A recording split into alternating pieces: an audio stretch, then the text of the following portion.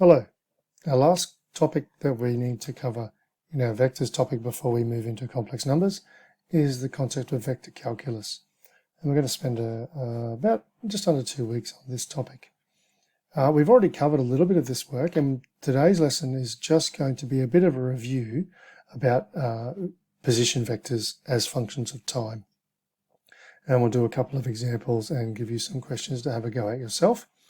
Then we're going to move into looking at how do we use calculus to investigate motion, and particularly straight line motion, circular motion, and if we get time, projectile motion, but otherwise we'll come back to projectile motion during our review at the end of the unit before the external exam. So we're going to, as I mentioned, review a little bit of position vectors. So we covered this probably 2/3 of the way through when we started Unit 3 back in Term 4 of last year. So most of what we're going to do is revision, but I also respect the fact that you probably don't remember some of this, or some of you will. And so if you do remember it, feel free to move forward and have a look at the examples on the next slides, which are these two here. These are two examples where the worked example is given in your textbooks. Have a go at them first. But if you aren't remembering or would like to run through it with me, then by all means stay listening to the video. So as you can see, we're looking at a particle traveling at a constant speed on a circular path, as you can see in the diagram. We have a radius of 1 unit and it's centered at the origin. So nice and simple. So suppose the particle starts at the point 1, 0. So it's going to start over here at the point 1, 0 and move anti-clockwise. So it's going to head off in this direction. Okay, so it's going to take 2 pi units of time to complete one circle. Hopefully you will realize that's the period of a sine or a cosine curve. And any position on that point, if we want to plot the position at any point in time, then its coordinates will be cos t, sine t, which we've covered before. Now, if we want to represent that path, that circular path, then we can represent it in 3 different forms. Okay, we've got Cartesian form. So if it's a circle, can you recall what a circle's equation is when the origin is 0 and the radius is 1? Hopefully you've been able to recall that this is the equation here. Okay, so that's the Cartesian form of a circle, pardon me, of center 0, 0, 0, 0 and radius 1. Now, we also looked at how we could do that in parametric form. And so what we then do is look at the individual equations for x and y.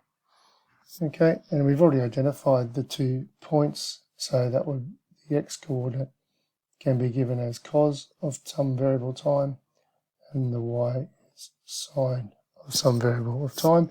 And because it's time, we generally say that time has to be greater than or equal to 0. Now, in the vector form, this is where we covered towards the end of the term. If you recall, then we have some vector r, and that's going to be cos t in the I plus sine t in the j. Okay, and once again, t will be greater than or equal to 0. So we've got 3 different forms: Cartesian, parametric, vector. And a bit of a summary, which is something we covered back in chapter 5. We can look at motion in 2 dimensions.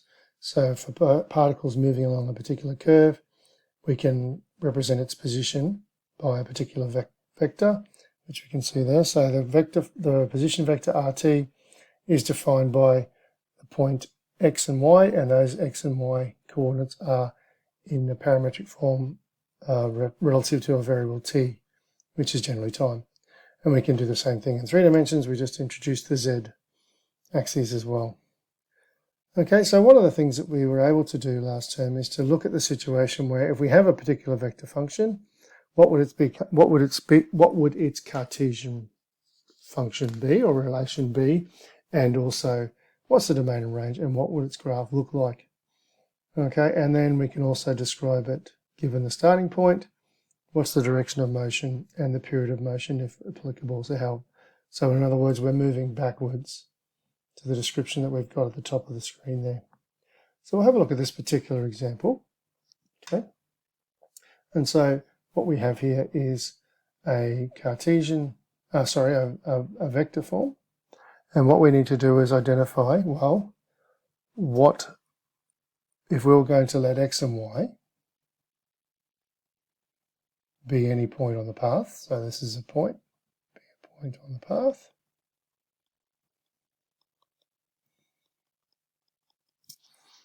Then what would x and y equal to? Well, x is as you remember from the vector form, if I scroll up a little bit, we can see that there's x is the I component and y is the j component. So let's have a look at that. So then for x is going to equal minus 5 cos pi t on 2, and then y will equal to 5 sine pi t over 2. And if you recall from what we did a little while ago, what we're trying to do is see if we can work out a Cartesian form. So we look for a Pythagorean identity, and that's why I've got them over here on the right-hand side of the screen, just to help remind us. So we've got a cos and a sine, and so most likely we're going to try and equate them, as you can see for the first identity there, sine squared plus cos squared equals 1. So because we've got those two, we're probably going to use that one there. So how do we in fact do that? Well, the first thing we're going to do is we're going to get, you'll notice it's just sine and cos without a coefficient. So we'll move the coefficient across first of all. And then we'll do the same for the other one. And then we can equate them. So using the identity, we know that sine squared a plus cos squared a is equal to 1. So that's the identity we're going to use. And now in this case, a is pi t on 2, and the arguments are the same for both, so this will hold. So the sine is y on 5 all squared plus negative x on 5 all squared is equal to 1. Pardon me. And then we're going to just equate those. So we have y squared plus x squared, because the negative cancels, equals 25. Okay, 5 squared is 25. They both have a 25 denominator, so I move it up to the other side and look at that. So what do we have here? So if I write that in a bit more traditional format, how would you describe that particular shape? Well, it's a circle with, so it's a circle, and because we've just got x squared, y squared, the origin is 0, 0. Its radius is 5. Okay, so it's going to go like that. So if we had to describe it, it's a circle, center, 0, 0, radius 5 units. Okay, so what would its domain and range be? Well, its domain, well, what can you think? I'll give you a moment to have a think. What would you believe its domain and range would be?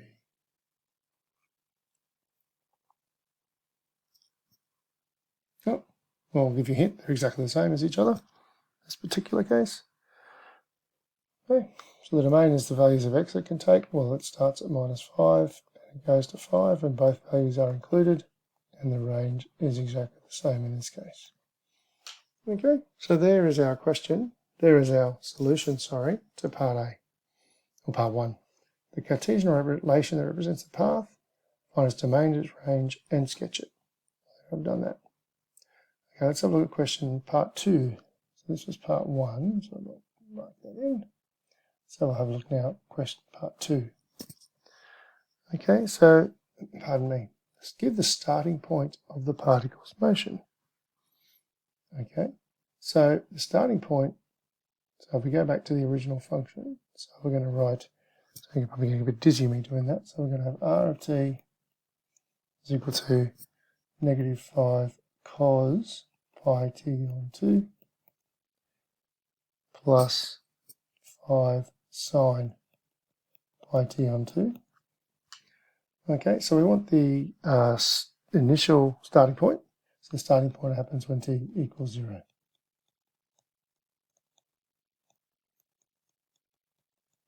So as you'd exactly imagine, we just go over 0. It's going to be minus 5 cos 0 plus 5 sine 0. Okay, and if we, oh, forgot the I and the J, that was a bit silly. Apologies for that. J. Okay, and so if we think about that, that's going to be negative 5J. Because cos of 0 is 0, and sine of 0, cos of 0 is 1. That's a bit silly. So that's going to be minus 5i, and sine of 0 is 0. So then we got that. So that's our starting position. And then if we want to work out which direction it's going, then we just got to find the next point. So something simple. So this gives us our starting point, t equals 0. So now we want to know which direction it's going. So use r equals 1. Oh, sorry, t equals 1. There. T equals 1. Because if we know it starts at minus 5i, so here's, okay, so minus 5i is here. Okay, so that's minus 5i. And then we're going to say, well, if we know after t equals 1 where the next point is, we know which direction it's going. So r of 1 is going to be negative 5 cos pi on 2, because t is 1, so pi on 2i, plus 5 sine pi on 2, because t is 1j.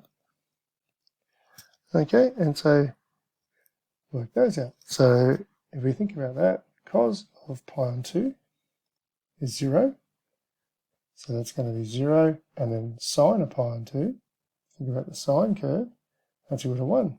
So it's going to be equal to 5j.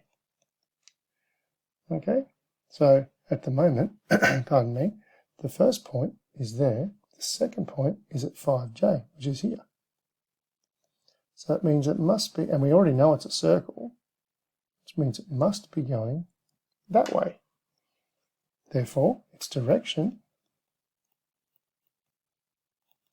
is clockwise.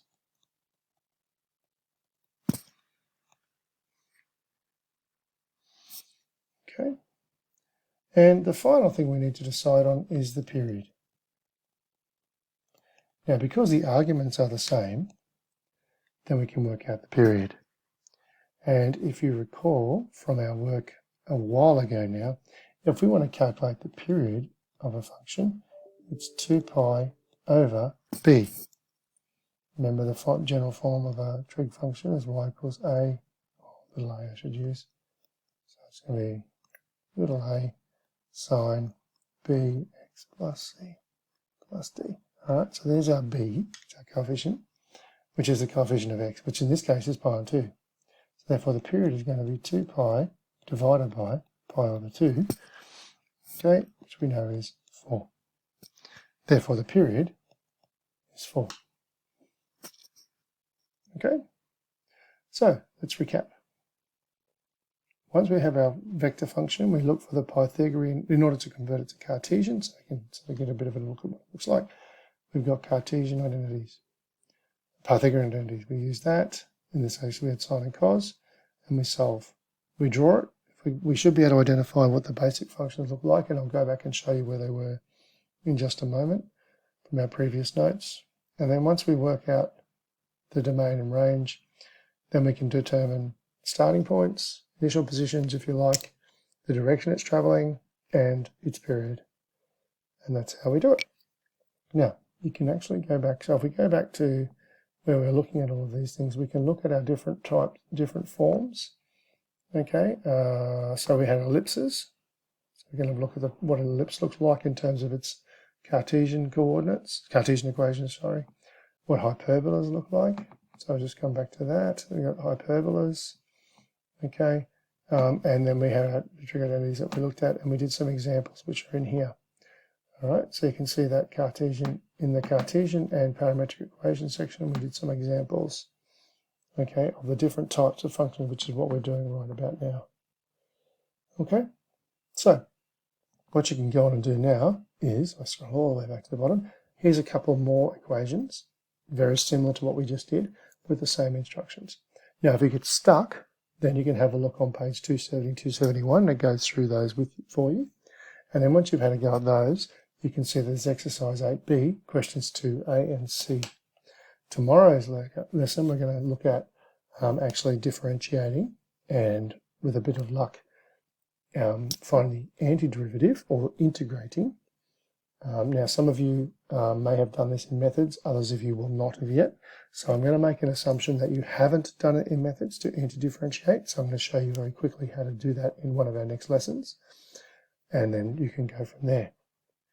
Now, as a side note about your assignment, you should be aware that your assignment is now available to you in Teams. And we will meet on Wednesday all together, which I'm very excited to see. It'll be good to catch up with some of you. I haven't seen for a little while now. And we're going to go through that assignment in a fair bit of detail and give you some time to work on it together and individually. But in the meantime, back to classwork. That's what your job is today. Have a go at those two examples and then have a go at question 8, exercise 8b. And I'll see you on Wednesday. Have a great afternoon.